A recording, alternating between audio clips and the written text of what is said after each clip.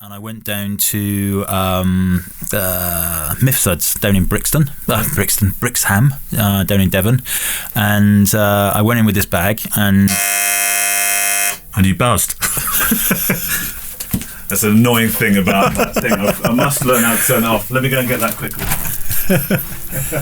The FujiCast. Hello, welcome to the FujiCast, episode 3. I'm Neil James. And I'm Kevin Mullins. Today we have a super guest on the show from Canada, Patrick La Roque. Actually, the interview, if you like, is something we recorded at your ex-weddings back in Bath. It was. And he was talked... warm. Yeah, it was a lot warmer. He talked about how a road trip saved his photographic career. Do you remember that? I do indeed. And Gemma at the time was nudging me and saying, don't even think about it. You need a road trip. That's what you need. Also, we've got your questions that you've sent through to click@fujicast.co.uk, and thank you for those, and we'll get to those after the interview. I want to start actually by showing you a picture. I've just popped it on the screen here, and the first thing you said when you saw it just a couple of moments ago was, look, that's what did you call it? A Victorian death picture. Victorian death picture, yeah. Okay, we'll share this one on fujicast.co.uk so you can see the picture I'm talking about. But I was writing something about honesty the other day, and the reason for writing it was I've started a black and white wedding service, exclusively black and white, and I was talking about honesty, and I thought, well, I'll go look for some real honest wedding stories online, and I came across this piece that was about, I'm going to get my dates right now, it was made in 1856, the picture you're looking at, which is just 30 years after the first permanent photograph was actually made by that French inventor. What was it? Sound like I'm reversing. That man. I don't know. That's at Lechlade, right? Wasn't it Lechlade where they did the... well, isn't there an argument whether it was whether it was an Englishman or a Frenchman? There usually is, isn't there? Yeah.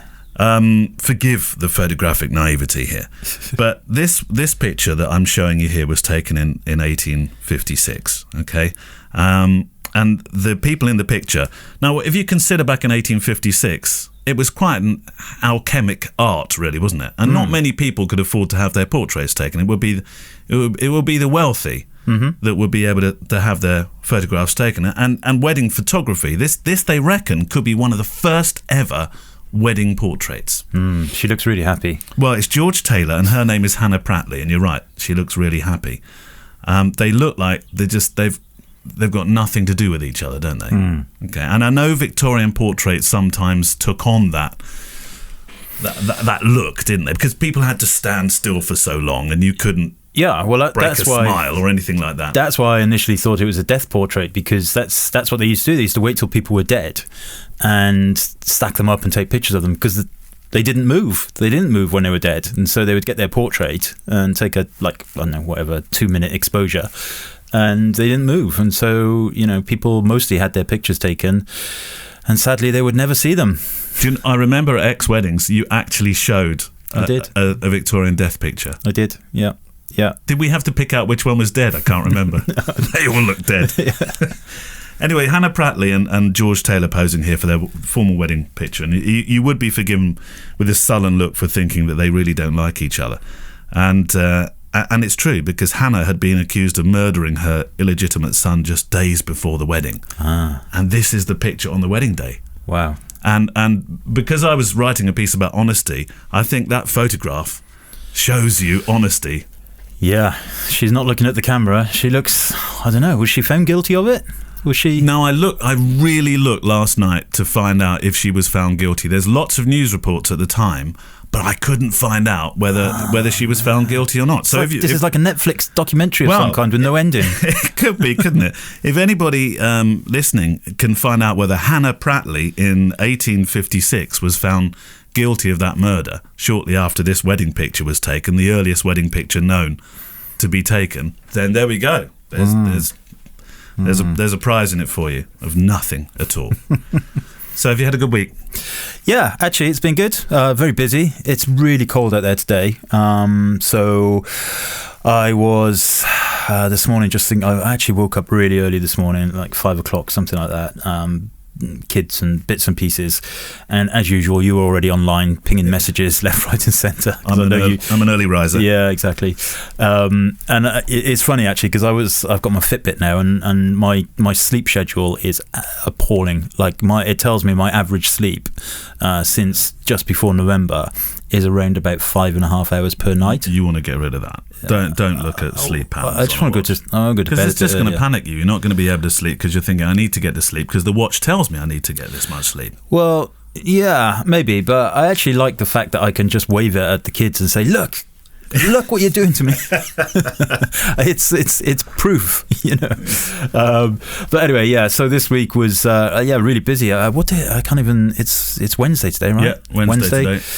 So a couple of days workshop last week in London, 2 days workshop. Was really good actually. We had was that in the cold? It was cold. On one of the days was very cold. The other day wasn't. Does that change the way people shoot? Not so much, but it does change a little bit the kind of route we take and the locations and things like that. So, but not really. I mean, on the day that was really cold, my Fitbit told me that I clocked up 33,000 steps, which is pretty good going. And yeah, that was good. We had a guy. Interestingly, a guy came over from Canada, Celso, who I've met before on other workshops, and he was laughing because he was sat in his airport in Canada waiting to leave on the previous day in about 4 foot of snow, and their flight was delayed by 2.5 hours because Heathrow had a very, very, very small chance of one flake of snow, and so no flights were allowed to leave just in case they couldn't land. And he was saying the pilot was having a good laugh about that. So yeah, the workshop, that was good. Then the weekend, what did I do on the weekend? Nothing really, family stuff, I think. No weddings. It was good fun. Now you're planning for Dubai as well, aren't you? I am. Yeah, that's right. That was the thing that was going through my mind just then. So next week I have to go to Dubai for like 48 hours, something, a real flying visit. It's for Gulf Photo Plus, which I was at last year. Really good event actually. But this isn't I'm not there for the 10 days that I was there for last time. I'm there for just 2 days. So it'll be a flying visit. I'm doing a talk about my work with the GFX, some meetings and some press stuff and all that kind of stuff. So that needs to be sorted. I need to get all of that organised. It should be good. Little trip, see some friends, and and then kind of thinking about weddings and stuff like that. Turning left or right when you get on the aircraft for 48 hours? Your 48 hours visit. Or aren't you allowed to say? Pass, yeah. Don't really know. That sounds like a left turn to me. Yeah, whatever. In terms of planning, I was talking to you about this. I'm going back to Gambia, which I'm really looking forward to. I'm working on a documentary about a story I can't say much about, but it covers a coup attempt. Which, there have been various coup attempts in Gambia, so that doesn't give too much away. But this time we're going upriver, so I'm really having to strip down the bag. Yeah. I'm trying to get it down to sort of 7 or 8 kilos, everything I need. So I've got it at the back that says 2 XT3s, a 56, probably I would imagine 23, maybe 16, and a bit of recording kit, and that's it. Yeah. Stripping down hand luggage. Just go hand luggage. Well, that will. Don't forget your underpants. Yeah. I carry a spare pair at all times in the front of that pack. Bookwise, you had a really interesting interaction this week with somebody who you made a YouTube video about, which I'd love you to share because I thought it was a lovely story. Yeah, so there's a book called Family Love by a famous photographer. Well, I say famous. She should be famous, and she is relatively well known, but many people won't have heard of her. And the photographer is called Darcy Padilla. And she wrote a book, or she had a book published called Family Love, and it was the pictures of something that she called the Julie Project. And Julie was a mother that was HIV positive. And the images are, I remember coming across this documentary on YouTube, a very short documentary, 3 or 4 minutes. We'll link to it below in the show notes. And it's incredible. Not only are the photographs amazing, but the story is just mind-blowingly beautiful, sad, worrying, empathetic. It just brought shivers to my spine. So back off that, I bought the book called Family Love, which is a really beautiful, well-produced book, nice hardback. And I did a little YouTube review of the book. It didn't get many views, people. I remember it. I watched it. People not necessarily interested in book reviews, and that's fine. But it was my thoughts about this book. And then just yesterday, in fact, I had a little message came up on Instagram, and it was from the daughter who was featured in the book. And she said she'd come across my YouTube video, and she was really touched that I was trying to raise more awareness for it. And, the fact that she'd taken time out to actually message me on Instagram it kind of added a human connection to this book that's in my house. That it's one of my prized possessions book-wise. I've got a lot of books, and it's on the highest shelf because we've got this terrible little dog at the moment that eats everything in sight. And so it kind of came full circle, really. It was like an emotional attachment to this thing that was otherwise unemotional for me, because I'd never, I didn't know the people, I didn't know the photographer, I just knew that it was an amazing story. And then suddenly I have this message, and it's like, wow, it really does make a difference when you, and I'm not necessarily saying that this is because of the YouTube video or anything, but it makes a difference to me personally when you make a connection with something. And I think that when you meet photographers personally, or when you get something like this happen, it's kind of profound, really. Just to give some context to this story, this girl is featured in the book, obviously. Her mother is dying of AIDS, HIV/AIDS, led to AIDS. Yeah. And in one of the pictures, she's breastfeeding from mum. She's that girl, isn't she? She is. Yeah. She is, yeah. So she's in the book. And that's powerful. It is really powerful. What a powerful connection. And of course, I looked through her Instagram feed, and it's full of beautifully happy pictures of her and her family now, and her kids, and all of that kind of stuff. Just regular snaps of them and the pizza place, and at the beach and everything. And and that makes me happy, because she's gone on to have a happy life. And I'm cautious what I say, because I don't want to say that she was unhappy, but certainly the pictures in the book told a very difficult life, I'm sure she had as a small child. Wow. And it's an incredible story. And that kind of brings me on to talking about this other book that I just received yesterday, which is called We Are Like Air, by somebody that I know I've met her a few times, actually, Ziza Cruz Bacani. Where have you met her? I met her at Fujifilm events. She's a Fujifilm ex-photographer. She's from the Philippines originally. I think she lives in Singapore now. And this book is, if I'm totally honest with you, I knew her work, but when I purchased the book, I purchased it because I wanted to support her. I didn't necessarily know what was going to be in the book. I knew roughly what it was about. And again, it's a little bit like the Family Love book. It's the story of her family. It's actually a wider story in terms of it's the investigation, if you like, of Filipino workers in Singapore, and the way that immigrants are treated, etc. And it's based essentially around her family and her mum and her dad when they were immigrants into Singapore. Yeah. Beautiful pictures, of course, because she is an amazing photographer. And it's incredible. I was just showing it to you, and you were taken by the fact that there are photographs of letters and screenshots of Facebook posts and things like that. I love letters. Letters are they. I mean, obviously they're going to provide context to the stories that the photographs are showing, but I think books like that are fascinating. Yeah, absolutely. And it's what I actually really like about this book, believe it or not, is it's a softback. It's not a hardback, so you can really get into it. You can really read the pages. You can flip it and just flick through it. It's a book, absolutely a book that is there to be read and looked at, rather than stuck on a shelf and kind of kept for investment or look good in the future. Really, really touching pictures. Really, really amazing photographer, Zaza. And I know that she's. she's been, I think, something like one of the Singaporean Women of the Year, or something, or kind of people with most impact for women. And I would imagine she's very influential.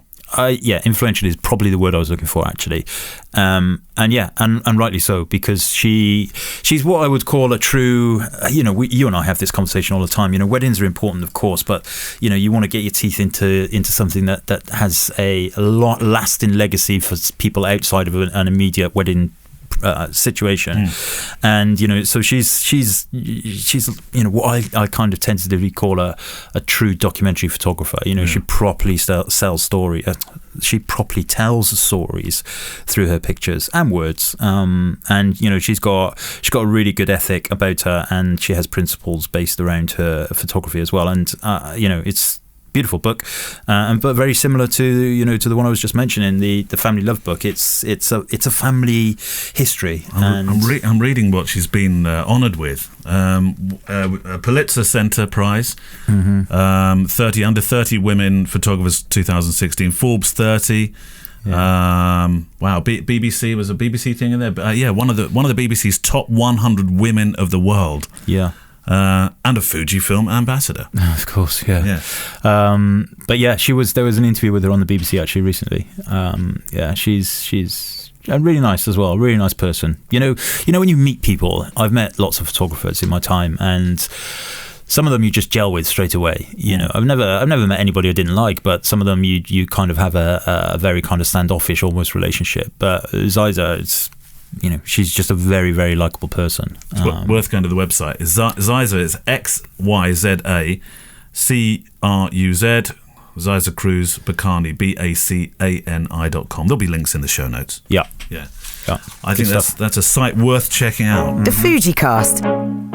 So this week's interview was recorded on location at the at X Weddings, and it was with Patrick La Roque. Now, I'd never heard Patrick La Roque speak before. I've seen lots of his work, mainly down to the project that you're involved with him, which is the Cargate Collective. Cargate Collective, isn't it? That's the correct pronunciation of it. Yeah. So I've seen his work. I know his work, and but the story that he told, I think, surprised everybody, didn't it? Yeah, it even surprised me. I didn't know that, and I know him reasonably well. And yeah, Patrick, he's one of those people that, when I grow up, I want to be Patrick La Roque. Cool name, cool looking guy, lives in a cool part of the world, can make a picture of a cup of coffee look amazing. How old is Patrick? I'd say, if he's listening, I would say he's about 36. If he's not listening, I'd say he's probably nearer 50. He's the coolest looking 36 to 50-year-old I've ever met. This is a really great story. I've chopped it into two parts, but this is part one of Patrick's exploration, if you like, at a time when he thought he might actually give up photography. So today's talk is entitled The United States of Photography. We all come to photography initially out of passion, right? It's not something we choose to do because it's a surefire way to make money. But it's easy to get lost along the way, I think. It's easy to end up basically doing only what we expect others expect of us, and to forget why we picked up a camera in the first place, to forget where that passion came from. I did. I completely forgot at some point. And it brought me really, really close to dropping everything altogether. So I became a photographer, professionally, about 10, 12 years ago, right? I was already self-employed. I was a partner in a TV multimedia production company back when multimedia was a thing. I was a musician as well. I'd been in bands with weird hair and a lot of eyeliner. Hasn't really changed all that much, but I did music for productions and TV ads and stuff. And photography was a pastime. And I don't remember when exactly photography took over, but it did. And it was like this onslaught, basically. Eventually, a friend told me about a stock photography agency that was looking for something different. Eventually, I sold a few images there. And eventually, one day I just thought, hey, why not do this full time? How hard can it be? I had no idea what I was doing. That's my British thing. We don't say that. Yes, catering to the crowd. I had no business plans. We had 2 kids at the time, 3 since, not 3 more, by the way. Not insane. And because I didn't have a plan, I basically started doing what everyone else was doing, right? So I chose like a studio sounding name, which was pretty terrible actually.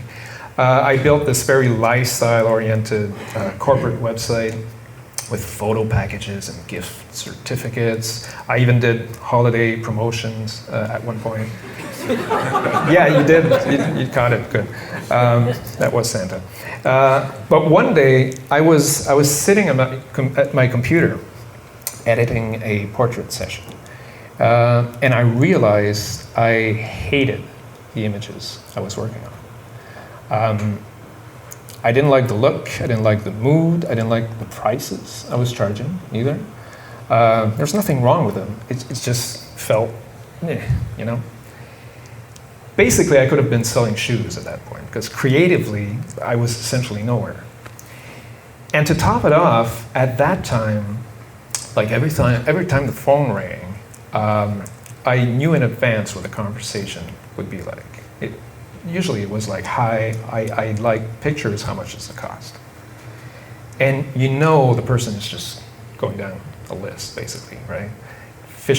Trying to find the lowest price possible. So I didn't feel like a photographer, I felt like a guy with a camera. It's not the same thing. And I was a guy with a camera who was slowly getting kind of depressed. So my wife and I had a long conversation, and we looked at the whole situation. And long story short, about a month and a half later, I got into our Toyota Echo, I think it's a Yaris here, with my camera, which was an Nikon at the time, my iPod, and I drove off on my own. Nothing booked, nothing clear ahead, apart from nothing other than the very long and winding Trans-Canada Highway. I decided to head west. I'm from Montreal, right? So I could have gone east or west, but I went west. And on my first night, I found this small cabin by a lake in Manawa. And this was off season, so getting a last place to stay was not really a problem. There was no one anywhere.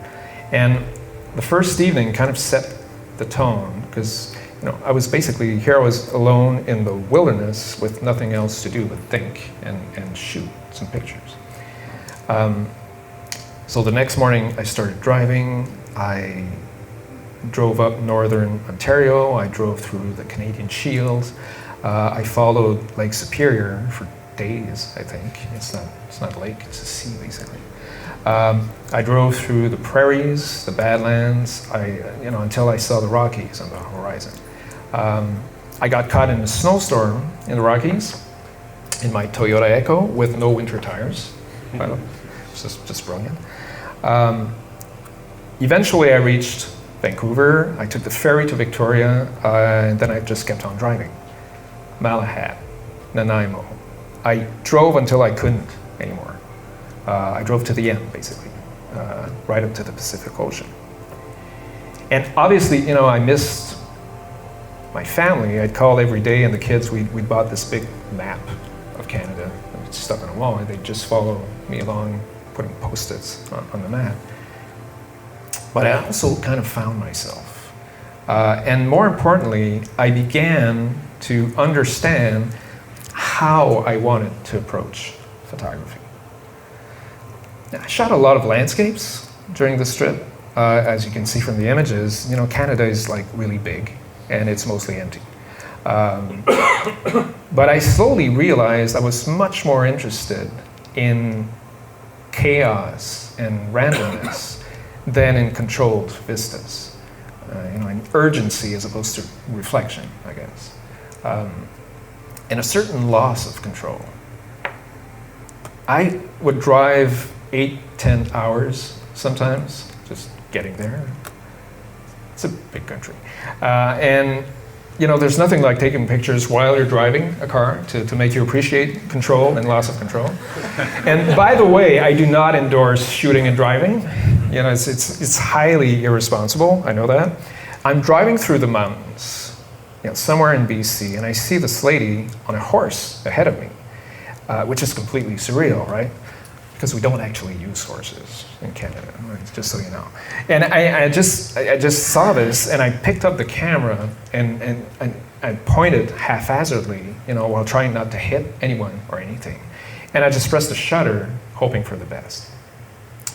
And for me, this image beats any grandiose landscape I might have taken during this trip. Not because it's perfect, it's not, right? But because it's urgent. Because it's a reaction. It's almost like fleeing the scene. To me, this is like street shooting on a road to nowhere, basically. And this is the picture that made me understand what photography meant to me. Life captured, not staged, not directed, right? Something purely instinctive. Moments that would otherwise just fade away. It's the in-between stuff. So when I came back, I redid my website, I changed my portfolios, but I still had a lot of thinking to do. And it's funny, how life sometimes points you in the right direction. Because a few months later, I see this article about a new camera, right? That's just been announced. I think it was Photokina, and it's from a company that I've heard of, but that's never been on my radar in any sort of way. And the company is Fujifilm, and the camera, you might have guessed, it's the X100. And the X100, like I did, I think, for many of us, it just captures my imagination. I see my dad's old Yashica rangefinder. I see Duffy and Bailey. I see myself shooting Twiggy in an alley or something. And the timing is perfect because I'm essentially in reconstruction at this point. I'm looking for something different.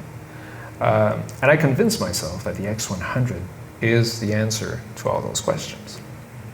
In case you haven't caught on, that's how we end up spending way too much money in photography. But I purchased the X100 in the spring of 2011 as soon as it comes out. And in June, Cynthia and I leave for a 15-day trip to France. I bring nothing but the X100 on this trip. So this is essentially baptism by fire. We spent our first 3 days in Paris, and those 3 days are going to sort of define a great deal of things for me for two reasons. One, Paris is a city that's made for walking, right? We have a room in Montparnasse, and so every day we leave and we cross the bridge and we walk pretty much from morning till night. And I'm going nuts here. I'm in Paris for the first time, so I just want to shoot all the time, right? But I'm with my wife, and she's very patient. But if I stop at she will leave me, So I get used to grabbing images very, very quickly. Not because the camera's fast, it's not. But actually, just while I'm walking, I get used to anticipating what's coming, as opposed to standing there and waiting for something to happen. And the second reason is that I find myself completely invisible with this camera around my neck. I'm not intimidating anyone, which means I get to shoot anywhere, anytime. Cafes, parks, churches, restaurants, buses, sitting, standing, drinking, anytime, right? And because I can do this, I find myself constantly observing. In France, I became a shadow. And because of this, I also became intensely aware of the importance of our physical presence, of how this impacts our environment and ultimately our subjects. Because I could see how different my relationship was with the outside world, right? And it's a revelation that's going to change pretty much everything for me. What I had glimpsed during that Canadian road trip out west is suddenly crystal clear. I want to be invisible. The FujiCast. So next week we'll have part 2 of Patrick's exploration, if you like, to find photography again. If you emailed us in the last couple of weeks, then thank you very, very much. The email address is click@fujicast.co.uk. Shall I launch with some questions? Mm-hmm. They're quite conversational ones, some of these, which is great. I think we'll start then with Trish P. Just making the switch to Fuji cameras and have a limited budget when it comes to lenses. Can you pick 3 that would take me through a good range? I'm not that interested in long focal lengths. I work mainly as a portrait photographer with children. So 3 lenses. I always encourage people to get primes, and actually the 3 f2 prime lenses are relatively cheap. They're weather sealed, all of that kind of stuff. So 23 f2, 35 f2, and 50 f2. As a portrait photographer, that'll probably be fine, you know. What about 56 though? Because that's a good portrait length, isn't it? The 56 is good. I mean, I use that all the time also. But if it comes down to budget, the 56 1.2 is more expensive. Yep. It's older. It's slower to focus, and you get that extra stop of light with it, and you get a little bit more reach, but not a massive amount. And the 50 f2 lens is really, really nice. Lightning quick, really light, small. I don't know, 500 pounds, something like that, compared to the f2, the f1.2. That's probably what I would recommend. It depends on what the budget is. On a budget could be, I have £5,000 to spend. You never know. In which case, you might be looking at things like the 80mm and the 90mm f2 lenses. Then you're getting into longer focal lengths, which I'm not sure that she's requesting here. No, exactly. I mean, however, those 80 and 90mm lenses are amazing portrait lenses. Yeah. Amazing. But you're right, they're a little bit longer. There is. Let me just grab it out of my bag. Hold on. There I go. This is one that you suggested. This is the. Did you suggest this one? The 18 to 55. Yeah, possibly. Now I'm finding this is fantastic for filming with. Is that the one I sold you? Did I sell you that one? Did you sell me this one? I think that's the one I have had about 3 of because it came as the kit lens, and every time I bought a camera, yes, you did. You sold me this one. Yeah, look, it's got the Mullins shop written on the bottom of it. every time I buy a new camera, and there doesn't seem to be any body-only packs available in the UK, so I have to buy the kit lens, and so I had 3 of those at one point. Well, look, I've read a bit about this 18 to 55, and of course that's an incredible range, 18 to 55, and as a lens. If you're filming using your Fujifilm camera, then this is an absolute must for your kit bag. I'm going to take this to the Gambia. There's no doubt about that because the range on it. Okay, it's not a fast lens, but it's a super applicable lens when it comes to everything from portraits through to filming. I think. What is it? 2.8 to 5.6, or is it 2.8? I can't remember. Yeah, I think it is. But it's got OIS on it, hasn't it? It's stabilised. Yeah, it has, yeah. And that makes a difference, obviously, for filming. Mm-hmm. Yeah. So hopefully, Trish, that answers your question. Click at fujicast.co.uk if you'd like to send us your questions. I've got another one here. I don't know if you've got some as well. I got a couple, yeah. Okay, do you want to launch with one of yours and then I'll do one of mine? One of them actually kind of just answered. Show me yours, I'll show you mine. Yeah. This was from somebody called Ben, and it was on Instagram actually, and it was a similar thing. It was he's thinking about becoming he is a wedding photographer actually, using Nikon system at the moment. He's considering moving across, and does he? Do I use zooms or primes for my work? And the fact is, primes. Like almost exclusively primes, apart from for filming, like you just said. I use 23 1.4, 56 1.2, like for everything. I would say that's 90% of my work is on those focal lengths. So yeah, primes. And one of the other questions he had back on that was, what about if you're at the back of a long church aisle, or you can't quite get to the front? Yeah. And my answer is that I will either move forward a little bit where I can, or even with the 56, you've still got, that's 85mm equivalent in full frame, so it's still reasonably long. If I could choose just 2 lenses to take to a wedding, it would be 23 and 56. Yeah, definitely. Yeah. I'd miss the 16 because there are times, particularly during a cocktail hour or reception, depending upon what country you're listening in. I think that 16 is absolutely vital when you're moving in a room where people are cluttered together and you can't move. See, I hate the 16. Do you? Yeah, I hate it. I find that an amazing lens. Again, it's sharp as a tack. It's quick to focus. Yeah, it is, and it's. I just don't. I don't know. I mean, it's great that everybody's different, right? And I just don't like the. I don't know. I just don't like the pictures from it that I make, not that you make, the ones that I make. Yeah, thanks very much. Actually, there's another one. I'll go to the back again and grab out another Mullins sale. 1024. Do you remember selling this to me years ago? Yeah. This is the most battered piece of glass in my bag, and that's because you owned it once. Because if you've ever seen Kevin's the interior of Kevin's camera bag, you will know that he just throws things in with wanton abandon. Yeah. Tools. They're tools. They are. This 1024 though, which is again image stabilized lens. Mm-hmm. First one, I think. Was it the first one? Yeah. 1024. So that's what, 1635 ish, isn't it? Yeah, thereabouts.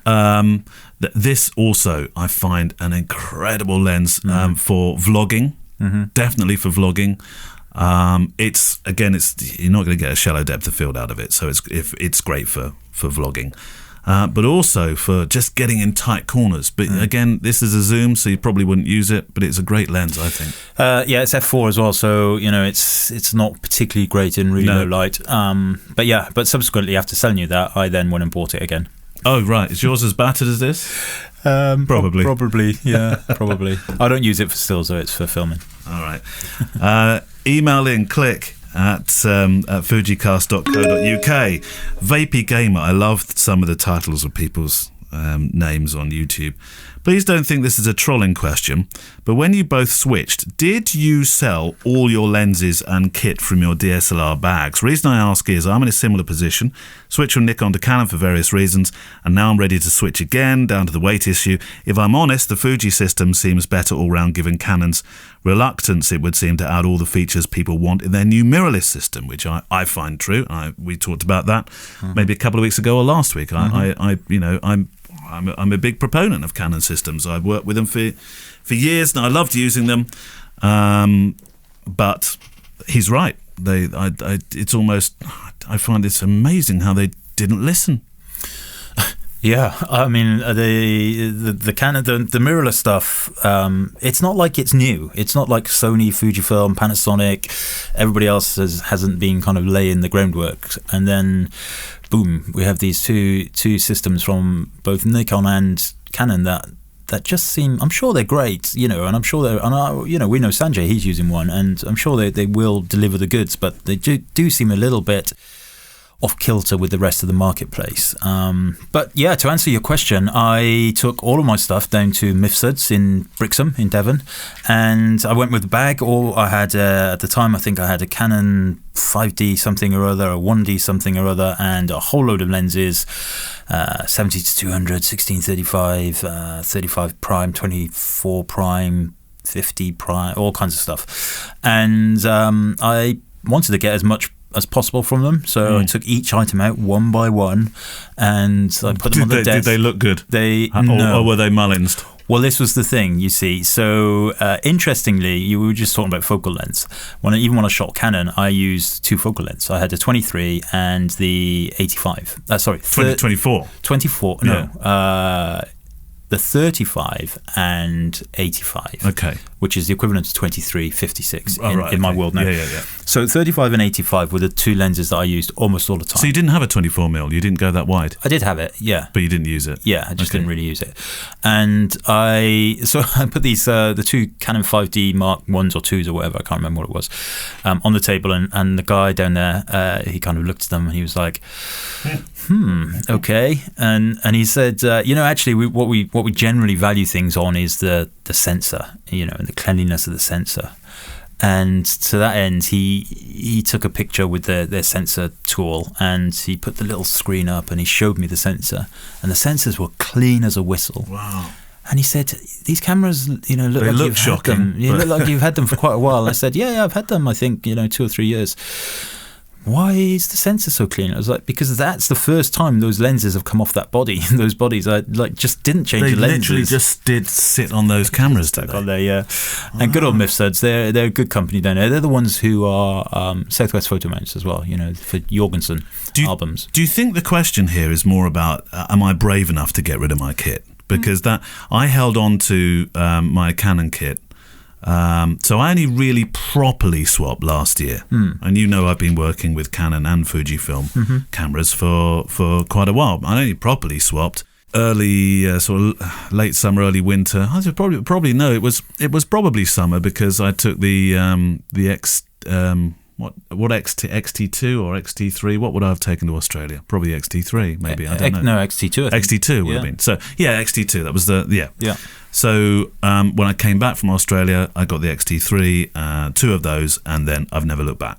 Yeah. But it did take me a while to get rid of those Canon cameras. It was almost like it was a crutch that I thought, just in case, I'll keep them here. Yeah, and I would never recommend anybody, like on a Friday, get rid of all their Canon gear and then buy a whole lot of Fujifilm stuff, and then on the Saturday go and shoot a wedding. Because it is a journey. It's a completely And you have to get used to different using way of shooting. an EVF as opposed to an OVF. Absolutely, it's very, very different. It's not. Yeah, I agree. If that's the context of the question, don't just ditch everything and swap straight away until because we all know people who have tried the Fujifilm system, didn't quite get on with it, and went back to their DSLRs, and that's fine, because if you don't try it, you'll never know. But it's it's a journey for sure. But I think in the vast majority of cases, certainly for things like if it's weight and size and kind of EVFs and film simulations you're looking for, then switching makes a lot of sense.